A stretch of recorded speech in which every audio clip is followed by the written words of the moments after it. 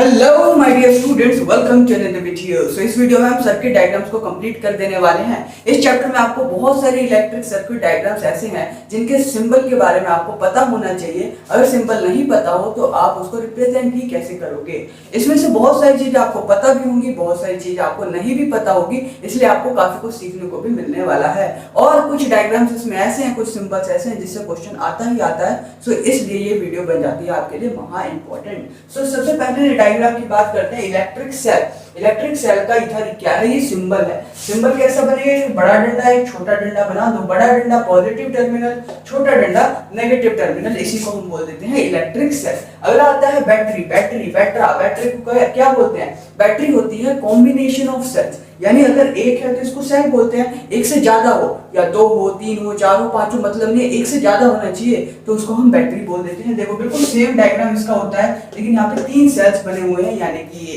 एक बैटरी है, इधर प्लस और इधर माइनस। अगला आता है हमारे पास स्विच।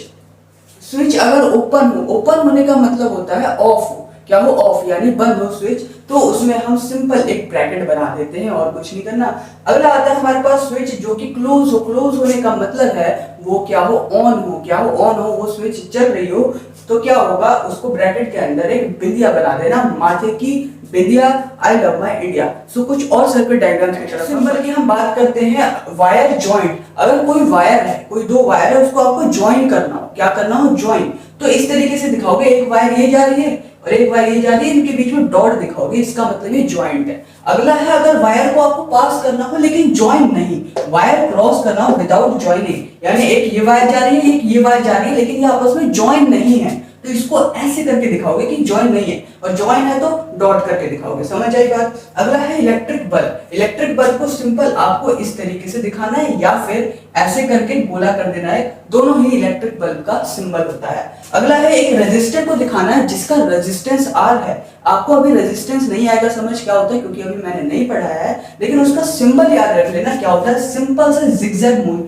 जिगजैग होता है, ऐसे टुचुक टुचुक डांस करा देना, सिंपल यही होता है रेजिस्टेंस। तो कुछ और सर्किट डायग्राम्स की तरफ हम बढ़ते डायग्राम्स की बात करते हैं, तो इसमें आता है हमारे पास वेरिएबल रेजिस्टेंस, इसी को हम रियोस्टेट भी कहते हैं। देखो वेरिएबल किससे बना है, वेरी प्लस एबल, वेरी का मतलब होता है चेंज, यानी ऐसा रेजिस्टेंस जो चेंज हो जाए, जो कि क्या हो जाए, चेंज हो जाए। तो सिंपल आपको पहले वाला रेजिस्टेंस बनाना है, दोनों ही केस में ये और है, यानी दोनों तरीके का इसका सिंबल है, और बीच से एरो दिखा दो या फिर इस तरीके का आप एरो दिखा सकते हो, ये दिखाता है वेरिएबल रेजिस्टेंस। ये बहुत ज्यादा इंपॉर्टेंट है इस पूरे वीडियो का, क्योंकि इससे क्वेश्चन आता है कि वेरिएबल रेजिस्टेंस क्या होता है, उसका फंक्शन क्या होता है, उसका नया दूसरा नाम क्या होता है, रियोस्टेट।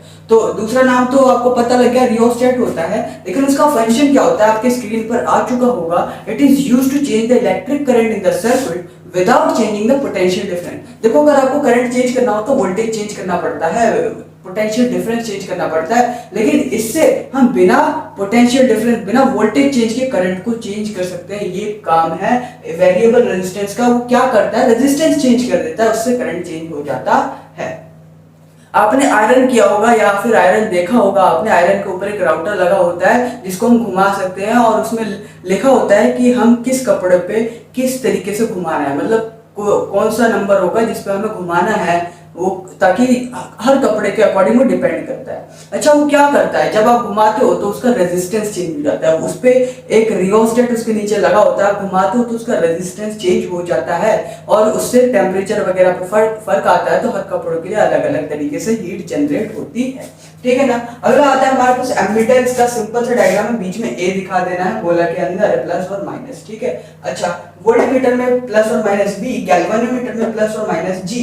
अच्छा एमीटर क्या होता है, it is a device which is used to measure the current, ऐसा डिवाइस जो कि करंट मेजर करने में हेल्प करता है इन अ सर्किट, इसको हम बोलते हैं एमीटर। इसको आप सीरीज में लगाते हो, ये सब हम अभी डिफरेंस इनका भी जानेंगे अच्छे तरीके से, बहुत अच्छा वाला।